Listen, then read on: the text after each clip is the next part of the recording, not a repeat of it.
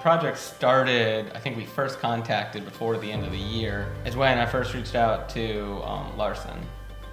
They were one of, I think, 7 companies maybe we reached out to, 3 of which completely ignored us. And then Larsen's was one of 3 quotes that we ended up getting. What I liked about Larsen was they gave you the price, but then they also itemized everything in the price so you could see what everything cost. But then that didn't change. And then if there was any change in design or anything along the way, it was clearly brought to your attention and you kind of agreed on it, and it wasn't just like thrown at you as a surprise. In my process, get an initial design out to them.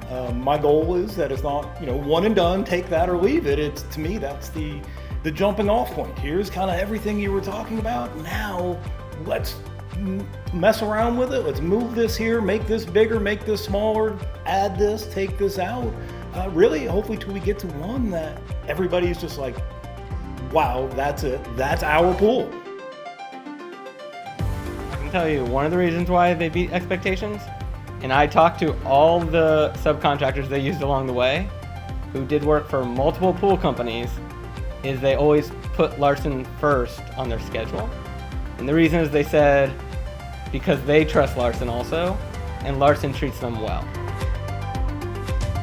We want to make sure that whatever we're going to build, it looks good now, and it's going to last and function, and we'll bring up the cons just as much as we bring up the pros. This way, everybody goes into it, you're making the right decision for your family.